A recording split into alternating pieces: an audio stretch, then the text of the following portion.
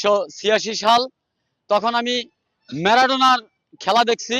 ম্যারাডোনার খেলা দেখে তার দৌড়, তার বাচনভঙ্গি সবকিছু দেখে আমি মুগ্ধ হয়েছি এবং সেই থেকেই আমি ম্যারাডোনার খেলা দেখে এবং এই আর্জেন্টিনার সাপোর্ট করে আসছি। এবং আমি এই সাইকেলটি আমার 16 বছর ধরে আমি এই কালার করতেছি। এই 4টা আমি এই আর্জেন্টিনার কালার করতেছি। আমার সারা শরীর অল বডি আমি আর্জেন্টিনার কালার করে থাকি। কারণ আমার তো অত বাড়ি গাড়ি নাই, এই জন্য বড় কিছু রং করতে পারি না। আমার একটা সাইকেল আছে, তাই আমি এই সাইকেলটাকে রং করে আমি সারা কোটালীপাড়া এবং বিভিন্ন এলাকা আগলঝাড়া, মাদারীপুর, গৌরনদী, বরিশালেও আমি এই সাইকেলটা নিয়ে সফর করেছি।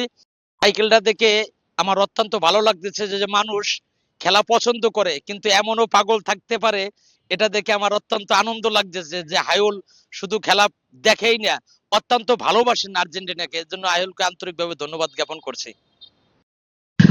প্রতিবারের বিশ্বকাপের উন্মাদনা সারা বিশ্বে ছড়িয়ে যায়, একইভাবে এই উন্মাদনা বাংলাদেশের খেলাধুলা প্রেমী, ফুটবল প্রেমীদের মাঝেও ছড়ায়। আমরা আজকে আমাদের কোটালীপাড়ায় এক ব্যতিক্রম ধর্মী ফুটবল প্রেমীকে দেখেছি।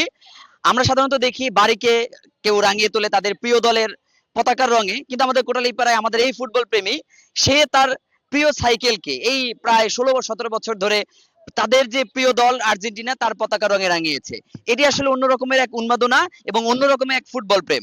এই ফুটবল প্রেম ছড়িয়ে যাক। আমি নিজেও একজন আর্জেন্টিনার সমর্থক হিসেবে চাই ফুটবল প্রেমটা ছড়িয়ে যাবে সারা বিশ্বে। আর্জেন্টিনা ইনশাআল্লাহ এবারও আবারও বিশ্বকাপ জয় হবে। আজকের এই র্যালিতে অনুভূতি করার মতো কিছু নাই, কেননা আমাদের দরকার ছিল মেসির হাতে একটা ট্রফি। আমরা মেসির হাতে ট্রফি পেয়ে গেছি। এখন শুধু আমাদের উল্লাস আর উল্লাস, আর উল্লাসের মাধ্যমেই থাকবে 7 আপ। সবাই একসাথে 7 আপ খাবো। 7 আপ।